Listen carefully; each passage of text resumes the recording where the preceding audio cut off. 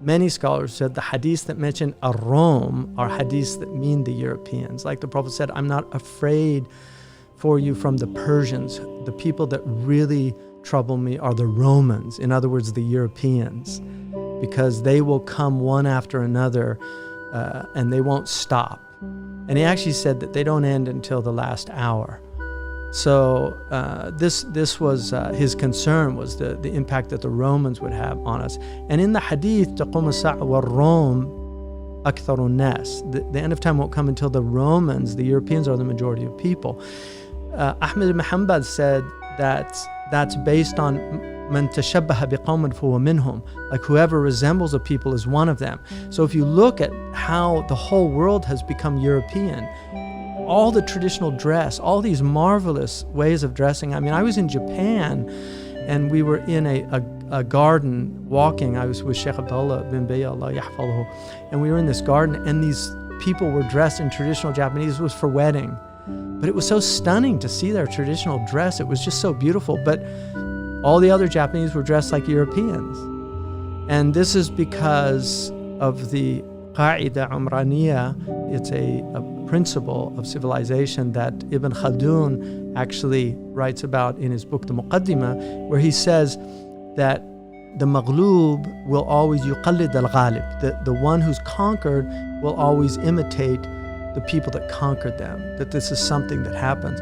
So now all these beautiful Muslim clothes that you had all over the world, I mean, the wonderful embroidery work, every Palestinian village had its own unique dress. You know, you could tell a Libyan from a Moroccan or an Algerian just based on their clothes. So when you went on Hajj, all these different peoples had these different clothes. All of this is disappearing from the world. Even the food is becoming homogenized. So the hamburger now is the most popular food in the world, which is hamburger. It's from Germany. Right? So it's very interesting in Surah Ar-Rum because it begins saying that they know the outward of this world. They know the outward of this world. I mean, they're masters of the outward of this world, the European civilization.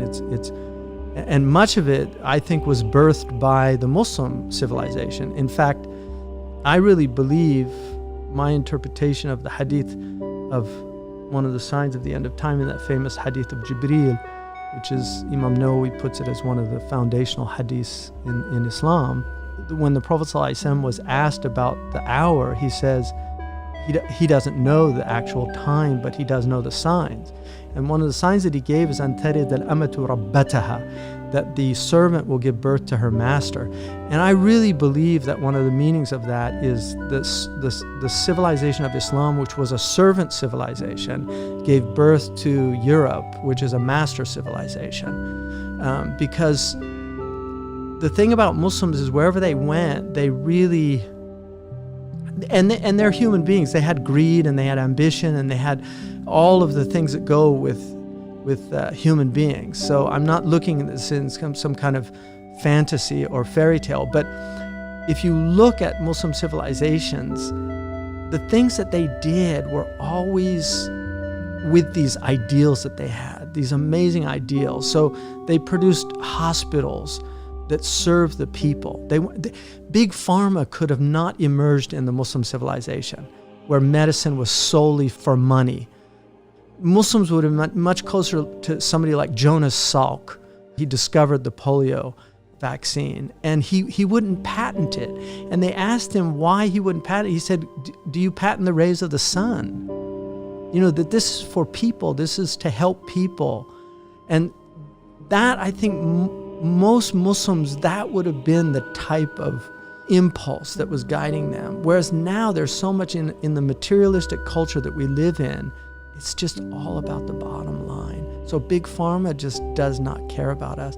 And they'll do their studies, they'll say the vaccines are safe, which the vast majority of people aren't going to have.